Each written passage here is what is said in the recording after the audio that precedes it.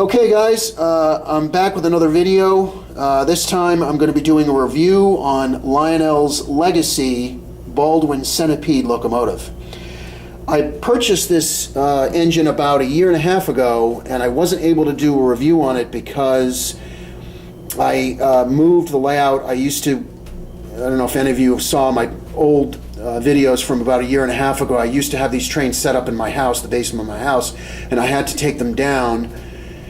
So the engine was packed up, and so I was recently just been able to take it out now, and now I can run it. So now I'm able to do a review on it. So I'm going to be starting off with talking about the history of the locomotive, then going over the details of the engine itself, and then I'll be having some running clips of it running around the layout. So without further ado, here we go. The engine was built by Baldwin Locomotive Works. It's actually, everybody knows it as the Centipede, but the actual formal name of it is DR-12-8-1500/2, and the DR stands for diesel road, the 12 stands for 12 axles, the 8 stands for 8 driven axles, so 8 of the 12 axles were driven, and the 1500-2 stands for that it actually had two 1500 horsepower engines delivering 3,000 horsepower total, and it had 102,500 pounds of tractive effort. The locomotive was Baldwin's first attempt at a road diesel, and it was built between December 1945 and July 1948, and it had the typical Baldwin babyface look in the front. 55 of them were built. 24 Pennsylvania Railroad was the largest operator of them. They purchased 24 of them, and they were numbered between 5811 and 5834. Seaboard Airline ordered 14 of them.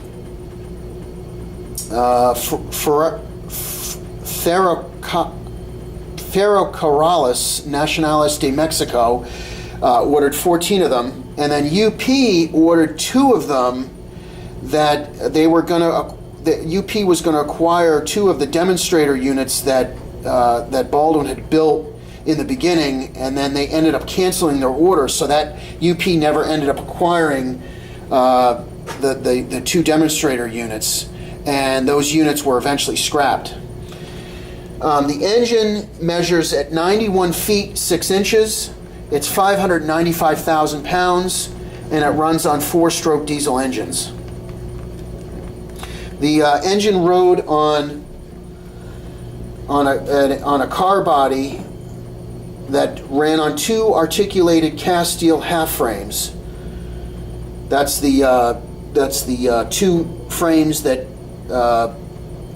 had the 4 axles on each frame that were powered, and there are 2 2-axle trucks, one on each end, that supported the locomotive around the curves, so it ran smoother going around curves.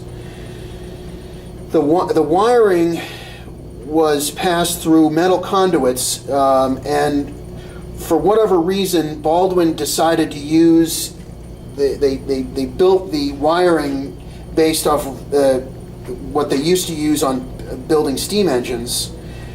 And Baldwin was well known for their steam engines were very well built, and for some reason they used that technology on the Baldwin and the Centipede, and that ended up being troublesome for the engine because they used the old steam engine technology to run the wires through to the traction motors.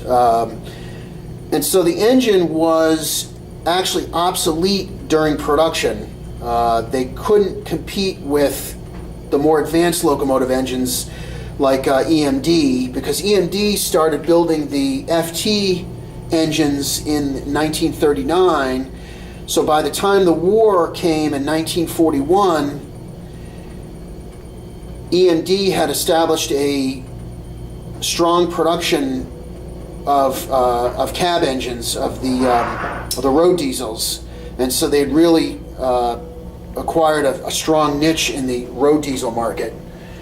And so Baldwin never ended up catching up to EMD.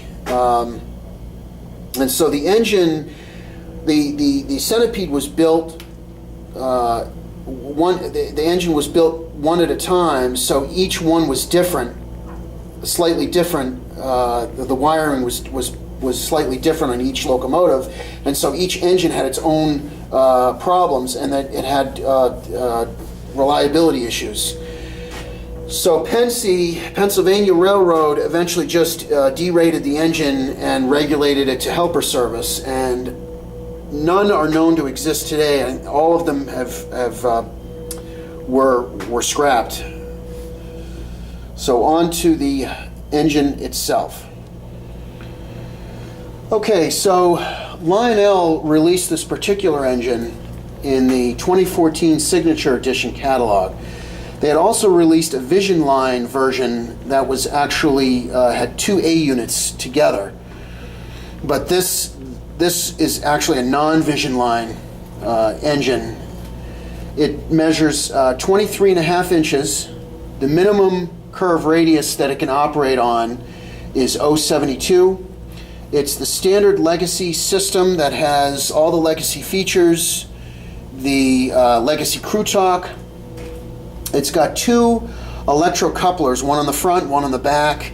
The catalog states that there's only the front is electrocoupler, but actually both of them are electrocoupler that you can control with the remote.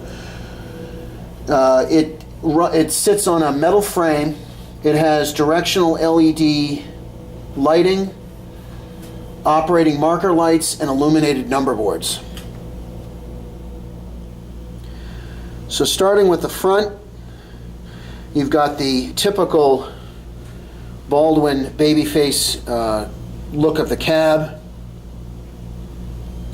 You've got the detailed Penske logo right here with the two sets of 5 stripes coming down on either side. You've got the headlight, two marker lights here, and then the number boards on the sides over here that are all lit. Inside the cab, you've got the engineer and the conductor, painted figures. You've got the single horn on the roof, and the cab door is actually spring-loaded, and it opens. And then there's separately applied handrails, metal handrails on either side of the door. So going to the side of the engine, you have the detailed paint scheme with the Pennsylvania lettering right here. You've got the 5 stripes running the whole length of the locomotive here, and then you've got the Pennsylvania logo here. You've got the opening, like I said before, you've got the opening cab door here that's spring-loaded, and you've got the opening access door in the back that's spring-loaded also. And there's separately applied handrails here. You've got in the back, I don't know if you can see it, there's a small number 5821 that's in the very back, and then you've got the larger 5821 here at the front. The trucks, the articulated trucks, here there are 2 of them that are highly detailed, and then you've got the 2-axle trucks, one here and one here, that are detailed also, very well detailed. Okay, in the back of the engine is actually kind of interesting. The back portion, and I don't know why Baldwin did this, but the back portion of the engine is kind of angles in slightly on either side, so that the back is actually narrower here than it is on the sides and the front of the locomotive. I don't know why Baldwin did that, but they did. The back is actually narrower than the rest of the locomotive. Lionel added a rubber diaphragm here and a spring-loaded opening door in the back with the porthole window. In the bottom, you've got some air hoses on the side. On a side note, I just wanted to mention the overhang on this locomotive. Because it's so long, it's got a massive overhang, and I wanted to show that here in the video. This is the front of the locomotive sitting on an 072 curve track, and you can see it's just got a massive overhang. So as a word of warning, of caution, if any of you acquire this engine, make sure that you've got plenty of clearance on either side of the track for this locomotive. As I'm building this layout, I'm using this as a test bed to make sure that it's going to clear everything as I'm building things on the layout. So here is the front, and here is the back. A lot of overhang.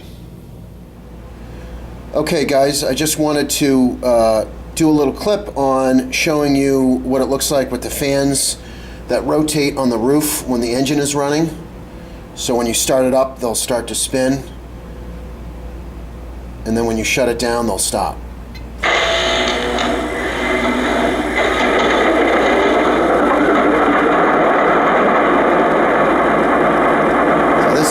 I think this is my favorite feature of this engine. I think it's really cool.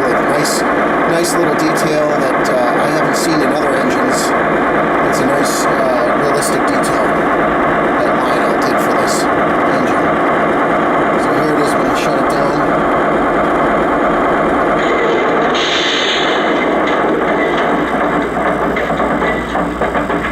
And there it is.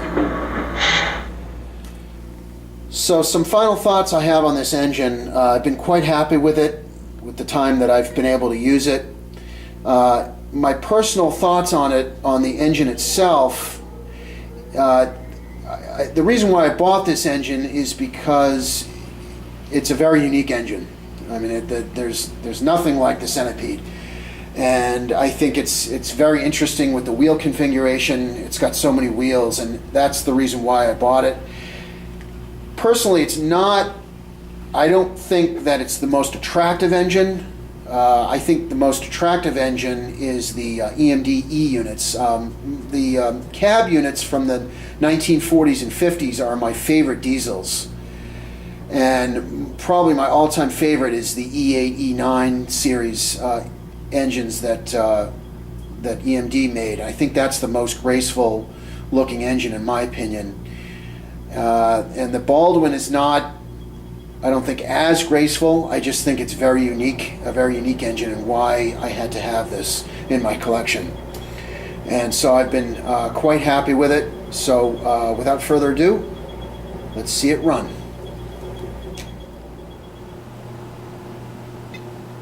Dispatcher here. Do you copy? Over. Roger that. Please start up and stand by. Copy that, dispatcher. We'll get up and running. Out.